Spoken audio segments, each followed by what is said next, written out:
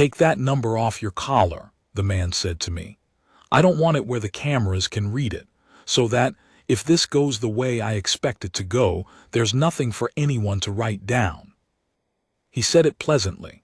That was the part I remember most clearly, even now. Men who mean to do you harm rarely sound angry when they begin. They sound reasonable. He stood a careful arm's length from my post on the forecourt of the Queen's house, a tall man in a charcoal coat that had cost more than I earn in a season, and he asked me to make myself untraceable as though he were asking me to hold his umbrella. Behind that bearskin and that unmoving face, I can tell you exactly what went through me. Not anger. A kind of cold attention, the way you feel when a thing that looked ordinary turns out to have an edge. Because I understood at once what he was really asking. He was not asking me to adjust my dress. He was asking me to stop being a man who could be named. My number is a small brass tab fixed at the collar of my tunic.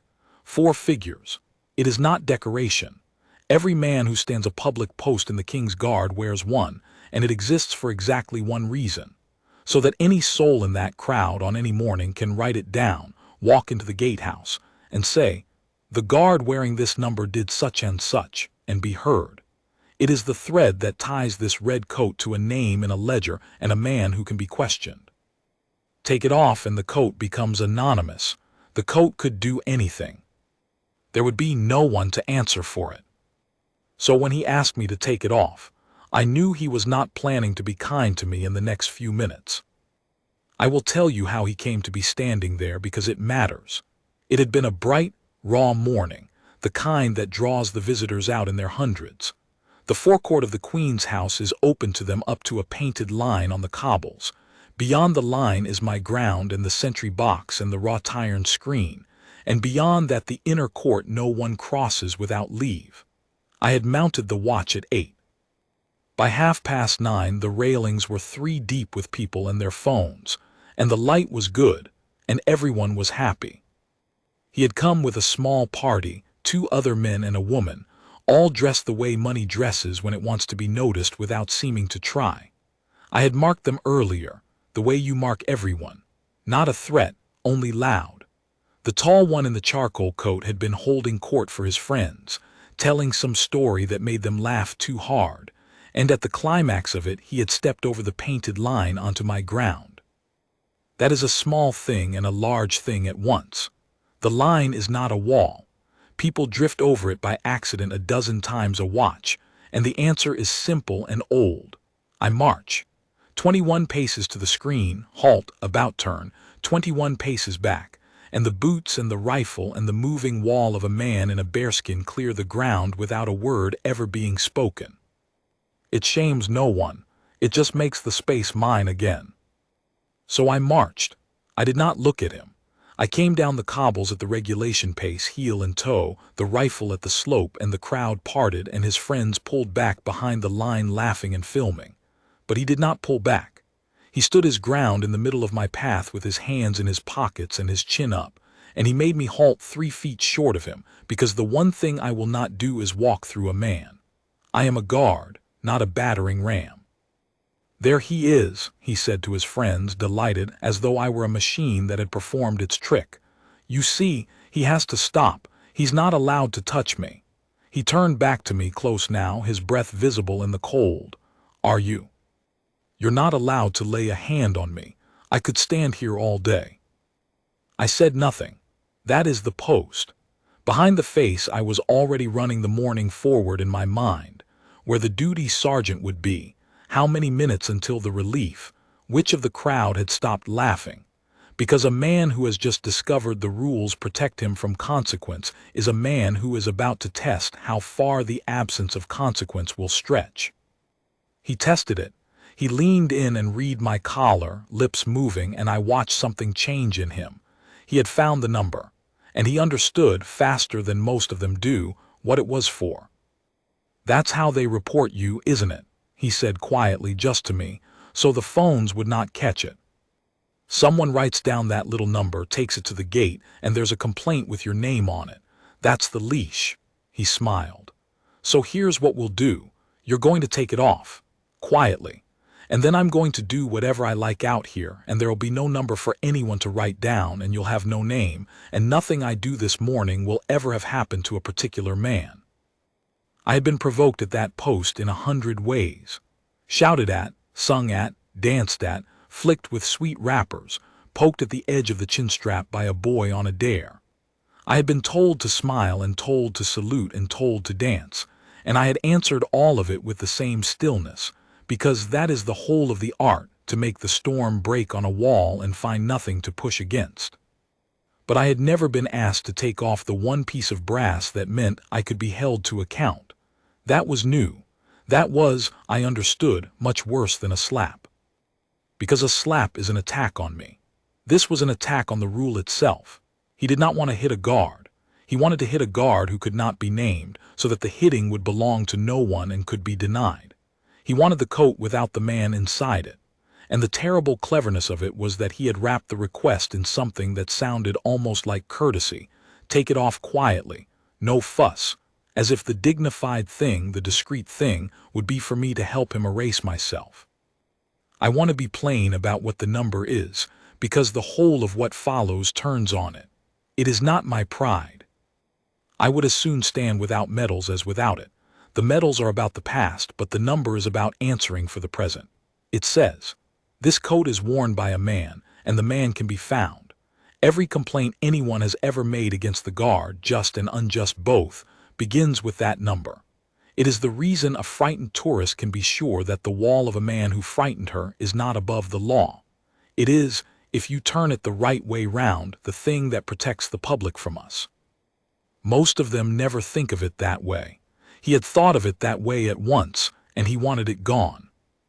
I'm going to give you a moment, he said, stepping back half a pace, generous, magnanimous, because I think you're a sensible man, and a sensible man doesn't want trouble. Take the number off. Then we'll see how the morning goes. The relief was 40 minutes away. The duty sergeant was inside the gatehouse with his back to the court. 300 phones were pointed at me, and not one of them could hear what had just been said. And the man in the charcoal coat was watching my collar with the patience of someone who has never, in his whole life, had a smaller person refuse him. I did not move my hand toward the brass. I let the silence run, and I held his eye through it, and into that silence, quiet level, the first words I had spoken all morning, I gave him my answer. The number stays on, I said. That was all, 5 words pitched low for him and not for the crowd. I did not explain. I did not lecture him about accountability or the public trust. A man does not deliver a sermon from a post, and besides, he already understood the reason perfectly. That was why he wanted the brass gone. I had simply named the fact. The number was on, and it would remain on, and there was nothing he could do to make it otherwise, because the one thing he had correctly identified, that I was not allowed to touch him, cut both ways. I was not allowed to touch him. He was not allowed to touch me, and neither of us was allowed to make me disappear. Something flickered across his face. Surprise first, that the wall had a voice. Then a quick recalibration, the look of a man who has hit a door he expected to be open and is now deciding whether to lean on it or kick it. He chose, as men like him always do, to lean. I don't think you heard me, he said, and now the pleasantness had a frost in it. Do you know who I'm here to see? He named a department of the household, the office that arranges the great state visits, and he named the man who runs it, not a name I will repeat, but a real office, a real door inside that building, a man with the king's confidence. I am his guest this morning. I have been invited to the state floor at 11. My signature is on a thing your king wants very much, and the people inside that house have spent a year keeping me happy. Do you understand what that means? It means I am the most important person on this forecourt, and you are a man in a costume, and when I tell you to take off a piece of brass, the sensible thing, the thing that keeps you in your nice red coat, is to take it off. It was a good threat, as threats go. It had the shape of truth. There probably was a delegation, there probably was a signing, and there was certainly a department whose whole task that week was to keep a difficult man pleased. He had measured all of that and decided I was the cheapest thing in the equation. A guard was a small obstacle, easily removed, between him and the morning of unaccountable freedom he wanted. He had measured wrong, but he could not yet know how. "The number stays on," I said again. Same 5 words, same low pitch. "I have learned in years at the post that you do not win these by adding words. You win them by subtracting your own variation, until the man pushing finds that the surface he is pushing has not changed shape even slightly, and the only thing changing is him." His jaw moved. He glanced over his shoulder at his friends, who had stopped laughing now and were watching with the wary faces of people who have realized the joke might curdle. He glanced at the gatehouse, and then he did the thing I had been waiting for, the thing they always do when the wall will not move, and they cannot bear to walk away looking smaller than they came. He went looking for someone with more rank than me to overrule me. "Get me whoever is in charge of you," he said. "Now. I'll have this from someone who can actually make a decision, not a tin soldier who's been wound up to say one sentence." That suited me. It suited me better than he could imagine, because the whole architecture of the thing I serve is built on exactly this, that the man at the post does not have to win the argument alone. He only has to hold the line until the rest of the structure arrives, and the structure was about to arrive, and the structure was going to agree with the tin soldier and not with the guest. I turned my head a quarter and caught the eye of Corporal Reedy at the gate. Reedy had been watching the back of the charcoal coat for a full minute, the way a good NCO watches a situation curdling, and he was already moving before I gave him anything. He came across the cobbles at a walk that was not quite a march, and he placed himself a pace off my shoulder, square to the guest, and he said, "Sir, is there a problem?" "Finally," the guest said. "Yes, your man here is being obstructive. I've asked him to remove that little number tag for the duration of my visit, a perfectly simple request, a matter of discretion, and he's reciting the same 5 words at me like a wind-up toy. I'd like you to instruct him to comply." Reedy looked at the guest for a moment. Then he looked at my collar, where the brass sat exactly where it had sat all morning. Then he looked back at the guest, and I watched him understand the whole of it in about 2 seconds, because Reedy is not slow, and because there is only one reason on this earth a man asks a guard to take his number off. "I can't instruct him to do that, sir," Reedy said, "and I wouldn't if I could." "Excuse me." "The number stays on, sir." He said it without heat, the same plain way I had. "It's not his to take off, and it's not mine to authorize. Every man on a public post wears his number so the public can hold him to account. Asking him to remove it is—" Reedy paused, choosing and chose the kindest true word he had. "It's not a request I can help you with. If you've a complaint about this guardsman's conduct, the proper thing is the opposite of what you've asked. You write the number down, you bring it to me, and I take your complaint in your name against his number, and it goes in the book and it gets answered. That's what the brass is for. It's there to be used against him, sir, not hidden from you." The guest stared at him. I think, for the first time that morning, something genuine crossed his face, not anger, but a flash of the calculation behind the anger. The look of a man recounting his cards and finding one of them is not the card he thought. "You're telling me," he said slowly, "that the 2 of you between you won't do the one small thing I've asked." "We're telling you the number stays on, sir," Reedy said. And the guest, who had come to that forecourt certain that the most important man present could rearrange the smallest men present to suit him, took a long breath and reached for something larger to throw. He tried money first. They almost always try money, and they try it in the same way, as though it were a key that opens every lock, and they are merely surprised to find the lock stiff.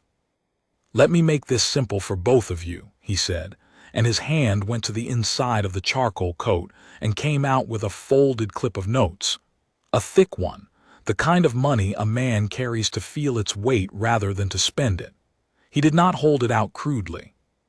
He let it rest in his palm where we could see it, and he kept his voice low and almost friendly, the friendliness of a man who believes he has finally found the language we speak. I understand. You have your rules, and your rules say the brass stays on and you can't be seen to take it off. I respect that, so we don't take it off.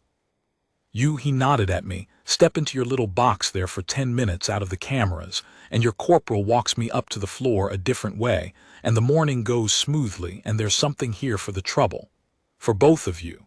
A long way more than a guardsman makes for standing in the cold. No one writes anything down because there's nothing to write down. Everyone's happy. That's not breaking your rule. That's just discretion. It was, in its way, more dangerous than the threat had been, because it wore the face of a favor. He had stopped asking me to remove the number. He had moved to asking me simply not to be where the number could see anything. The brass would stay on, and I would step into the sentry box and become, for 10 convenient minutes, a guard who was technically present and effectively absent, which is the same erasure by a softer road.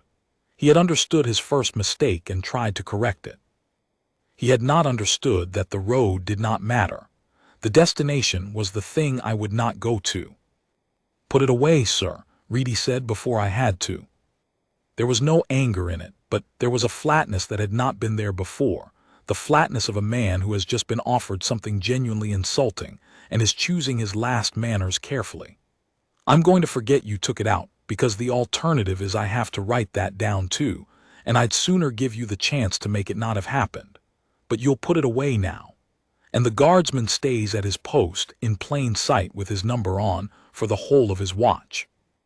There's no version of this where one of us walks you anywhere out of the camera's eye. That's not discretion you're describing, sir. I know what that is. So do you. The clip of notes went back inside the coat. Something in the guest's face hardened past the point where charm could be recovered, and I understood that he had now been refused twice, by 2 men he considered furniture, refused his order and refused his money, and that the only thing he had left that was bigger than a guard and a corporal was the thing he reached for next. He took out his phone. He did not film me with it, he had given that up. He made a call.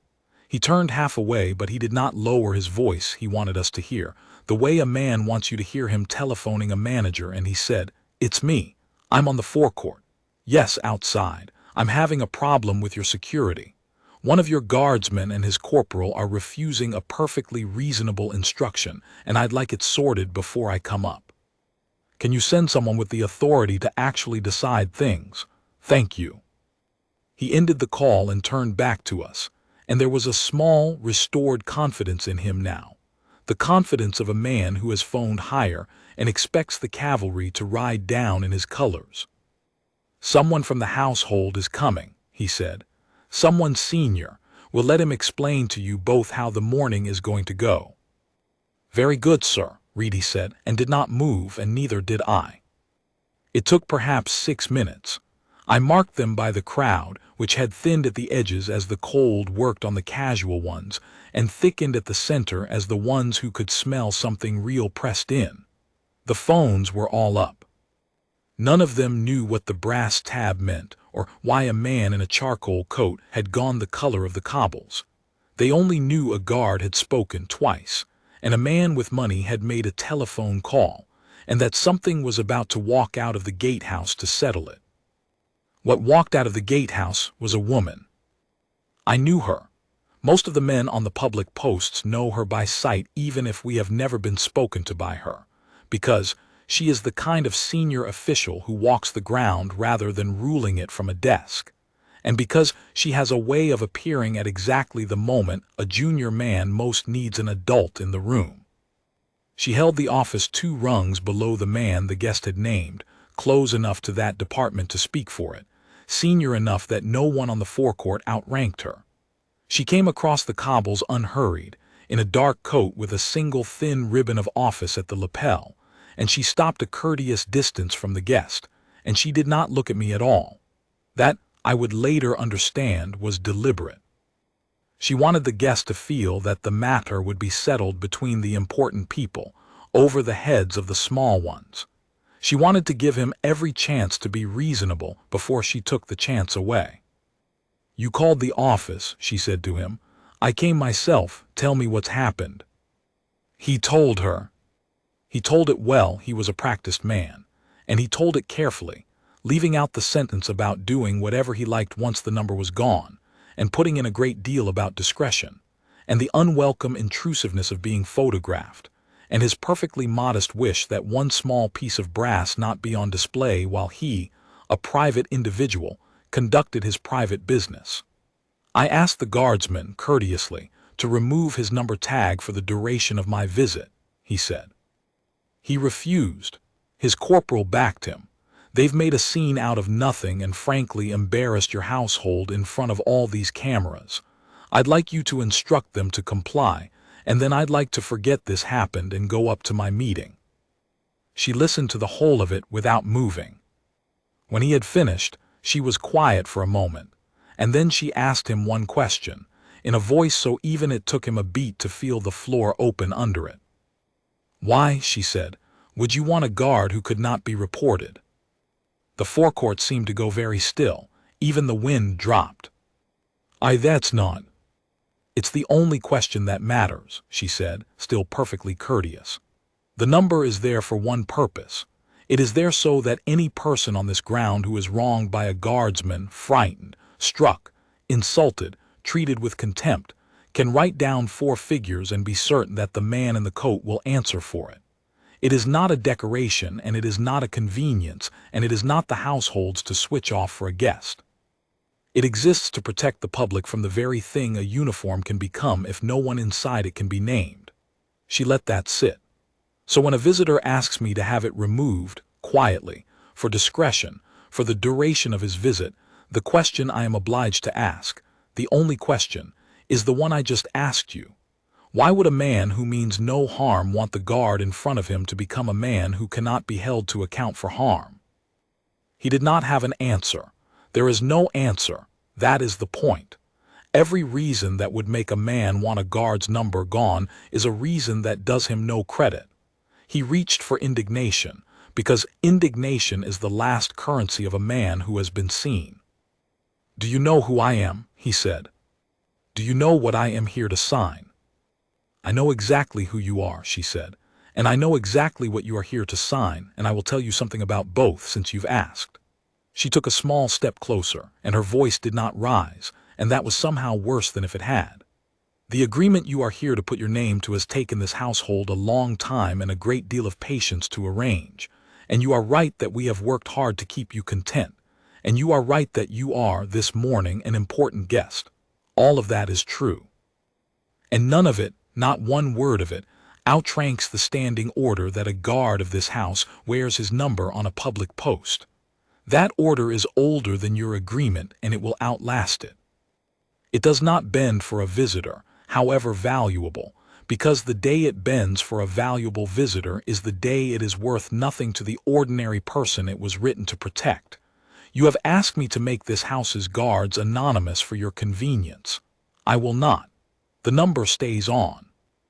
There it was again. The same 5 words from the third mouth, now mine, then Reedy's, then hers, coming up the chain instead of down it, each rung confirming the one below, until the small obstacle the guest had meant to flick aside had become the immovable line of an entire institution. He played his last card. It was the card I had known was in his hand from the moment he named the signing. "Then I won't sign," he said. "Do you understand? I will walk off this forecourt, and I will get in my car, and your year of patience and your king's very important agreement will be a stack of paper no one ever puts a name to, over a brass tag, over 4 numbers on a tin soldier's collar. You will go inside and explain to the people you answer to that the deal died because you wouldn't let your guard take off a button. Is that what you want? Is a piece of brass worth that to you?" It was, I will admit, a real threat and not an empty one. I felt the weight of it land. A man of his size could do exactly what he said, and there would be a cost, and the cost would be measured in rooms above us where the patient work of a year would have to be explained away. I have stood enough watches to know that the institution I serve is not made of stone all the way down. It has its pressures and its accountants, and its rooms where convenience argues with principle, and does not always lose. For one breath I wondered which way she would go, because I had handed the decision up the chain, and the decision was no longer mine. And that is the gamble you take when you trust the structure. You might be holding the line for a structure that folds behind you. She did not fold. If you choose not to sign, she said, that is your right and we will manage it. I would rather lose the agreement than keep it on the terms you've named, because the terms you've named are that this house would let a guest decide, case by case, which of its guards can be held to account and which cannot. No agreement is worth that, because that is the end of every agreement. It is the end of anyone trusting anything we say or anything we keep. You are not the first valuable man to discover that the rule does not move for him, and you will not be the last, and the rule will still be standing when the next one comes. She did not blink. Sign or don't sign, the number stays on either way. And then she did the thing that ended it, not with force, but with a quiet, devastating fact delivered as gently as if she were doing him a kindness. I'll tell you why I came down myself, she said, instead of sending a junior. When the office took your call, I asked to see your file because that is what we do for every guest cleared to the state floor. And I read something in it that the guardsman could not have known and the corporal could not have known, but that I knew before I crossed the cobbles. She paused. 2 years ago, at a function in another country, you struck a member of the serving staff. There was no consequence because by the time the complaint was made, no one could establish which member of your party had done it, or whom precisely it had been done to, and the matter was managed, tidied, made to belong to no one. I read that file 20 minutes ago, and then I walked out here and found you asking a guard of this house to take off the one thing that would make it impossible to tidy away whatever you intended to do this morning. She let the silence work. I don't say that to threaten you. I say it so you understand that I know exactly what the request was, and exactly what it was for, and that there is no version of the next 10 minutes in which you do whatever you came here to do to a man who cannot be named. Because the number stays on. I had not known any of that. I want to be honest with you. I had read the man correctly, that he wanted a guard he could harm without a name attached, but I had read it from instinct and a cold collar, and 20 years of standing where the worst of people come to test the best of rules. She had read it from a file. And the two readings met in the middle of that forecourt and pinned him there. The instinct of the man at the post, and the record in the office above. The small end and the large end of the same institution closing on the same truth at the same moment. He had nothing left. You could see it happen. The charcoal coat seemed to lose an inch of height. His friends had drifted right back behind the painted line and were studying the cobbles. The phones were still up, 300 of them, recording a man who had come to be the most important person on the forecourt, and was discovering, in front of all of them, that the smallest fixed thing on it, a brass tab the size of a coin, had outweighed him. He looked at me then properly for the first time as a person and not an obstacle. I gave him nothing. I was back at the post. I had been at the post the whole time. The eyes front and the stillness had never left me. But I let him see, in the steadiness of it, that there had been a man behind the face the entire morning. A man with a name and a number, and people he answered to, and a willingness to lose his nice red coat before he would take the brass off it. And that this was precisely the thing he had asked me to erase. And precisely the thing the whole house had just refused to let him erase. "This isn't over," he said. It was the smallest sentence he had spoken all morning and the emptiest. "No, sir," the senior official agreed with a courtesy that was almost gentle. "It isn't. If you wish to make a complaint about the guardsman's conduct this morning, the gatehouse will take it. You'll want his number." She glanced for the first time at my collar. "It's right there." It stayed on the whole time. That's rather the point. He went. He did not sign that morning, and he did not get whatever it was he had come to take from a forecourt full of people who could not write down a name. He turned on his good shoes and he walked back to the painted line, and his friends fell in behind him, very quiet now, and the crowd parted for him the way crowds part for a man who has been beaten without being touched. A long black car took him away.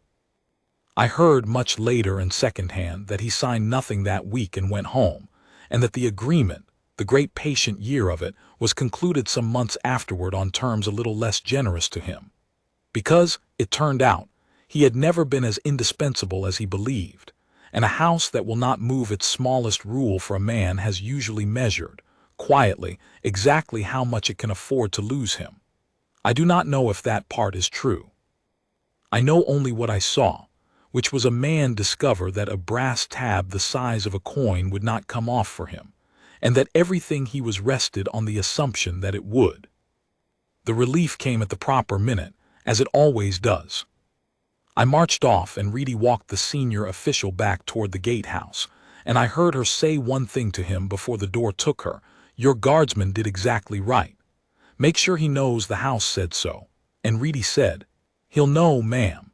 And that was the whole of my commendation, and it was enough, because it was true, and it came down the chain the same way the order had gone up it.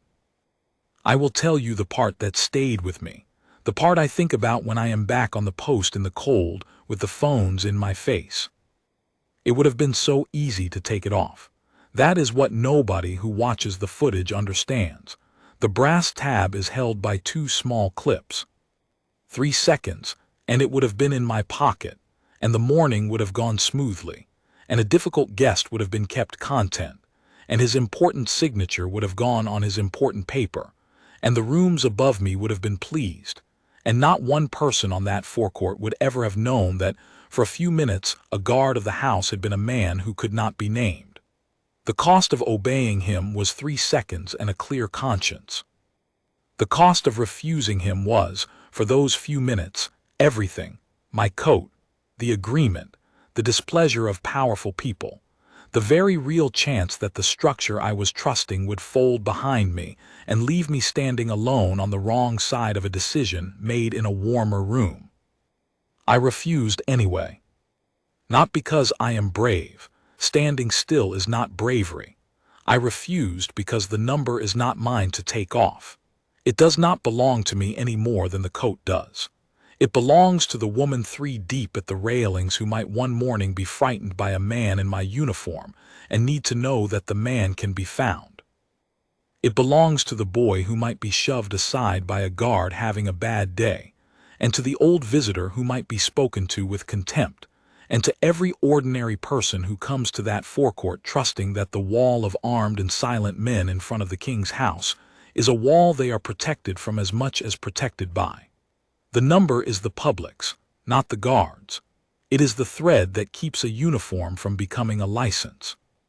The day a guard takes it off for a guest is the day the uniform stops meaning a man and starts meaning a costume that anything can wear and no one can answer for. He had understood that better than almost anyone who had ever stood in front of me. He had just wanted it for the wrong reason. A week later, the standing order was read out again at briefing. Not changed, not strengthened, just read, the way you reread a thing to remind people it is load-bearing. And after it, the duty officer added a line that had not been there before. He said that any guardsman who was ever asked, by any visitor of any importance whatsoever, to remove, cover, or conceal his number was to refuse, was to report it, and would be back to the hilt by every rank above him, up to and including the house itself.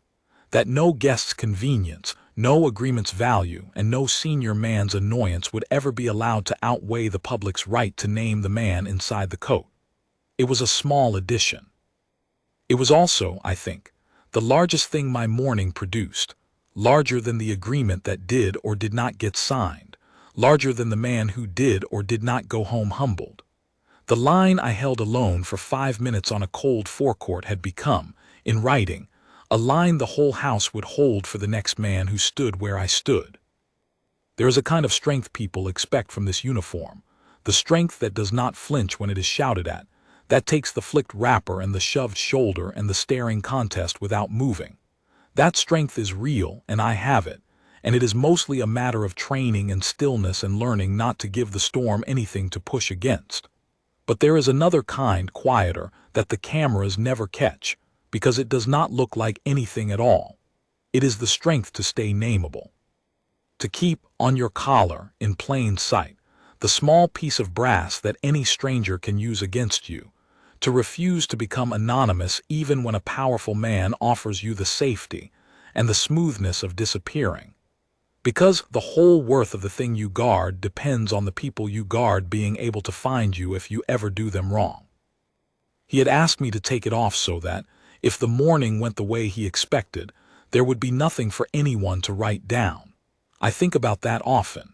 He had it exactly backward and never understood the size of his mistake. The number was never there to protect him from a record of what he might do. It was there to protect everyone else from what a guard with no name might become. It stayed on because it was not mine to remove, and because the man who wears the king's coat answers for the king's coat, and because the day we let a guest erase that is the day the coat is worth nothing at all. The number stayed on. It is on my collar this morning, 4 figures the size of a coin. You can read it from the railings if you come close enough and the light is good. Write it down if you ever need to. That is what it is for.